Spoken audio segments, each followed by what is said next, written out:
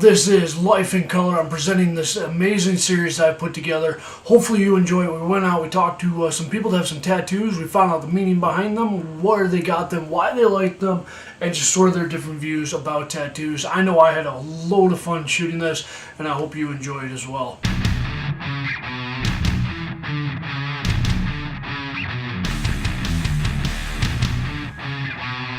Welcome back in, JT White back with you. So we're hanging out with my buddy Patrick right now. How you doing today, man? Good, how are you? I'm doing all right. So we're going to talk a little bit about the tattoos that you have. Yeah. So I guess, man, start off, how many do you have right now? 7, which is significantly less than I want to have. You can never have enough ink. It always comes down to finances, the money. Always that weird thing. But anyway, so take us through. What do you have? What's the meaning behind them? And we definitely got to talk about the Audrey Hepburn, because off camera, I've talked to you about that on numerous occasions. That's just an amazing portrait that you have. Oh, thank you. It is definitely the most talked about piece that I have, because it is so well done, and it's a huge draw for the ladies. I've been at work before and had, customers from across the sales floor come running across, oh my God, is that an Audrey Hepburn tattoo? That's awesome. Because it's just so odd, especially for a male to have. But I have it because, she's beautiful.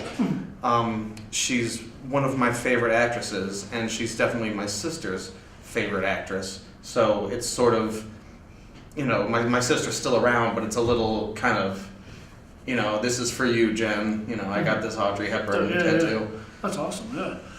And then what's with the koi fish there? It was like koi fish is. That looked like you were sitting around for a while for that one. Yeah, I was. It was 4 different sessions, okay. And stupidly between my 3rd and 4th session, I went down to Florida, so it got all sunburned. Ooh. And I came back for the 4th session. If tattoos don't hurt enough as it is, on top of a sunburn is terrible. But it's just a representation of good luck, good fortune, and I wanted something that sort of traditional tattoo that a lot of people will have, because the koi is a very commonly tattooed thing. And I also wanted something to, I didn't want just black here. I wanted something really, really colorful, and the koi just naturally, if you've seen a koi fish in person, it just lends itself to being extremely colorful, versatile, just really beautiful color-wise. Definitely, yeah. And then what's the shamrocks that you have here? Shamrocks are just, my name's Patrick, so Irish pride, and I always think of it going through heritage, because heritage tattoos are a big thing, Italian people, German people, people of Middle Eastern descent always get, it's just something representing that, but I think of it in terms of, if I didn't have ancestors come from Ireland, my parents would have never met, I wouldn't have been here. Yeah. So it's always sort of just a reminder of who I am, why I'm here.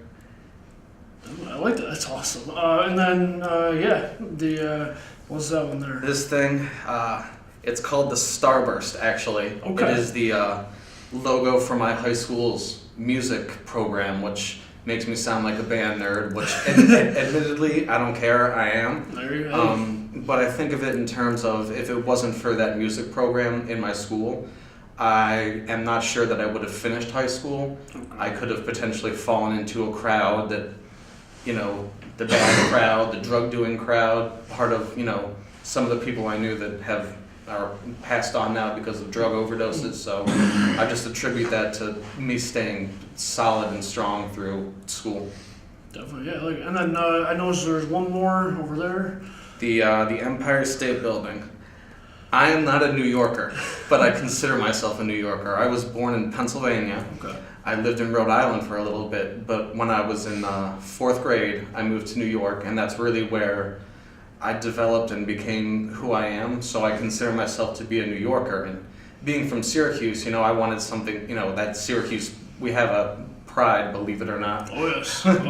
Being from there, it's not just the basketball team, the place, for some reason, we love it despite being the snowiest city. I didn't want to get, the big Syracuse University logo, because I have no affiliation with Syracuse University, so this is just sort of my my New York stamp, I guess. Nice. Now, you did say as when we opened up that you don't have nearly enough ink yet, and there I can definitely agree with you. You can never have enough. But yeah, what do you have for future plans? The thing about getting tattoos is it's like a virus. You get one, you just want more and more. Except for, I guess like a virus, you don't want more and more. Yeah. But the ideas spread like one, so it seems like every day I'm just, oh, that would be so cool. That would be so cool.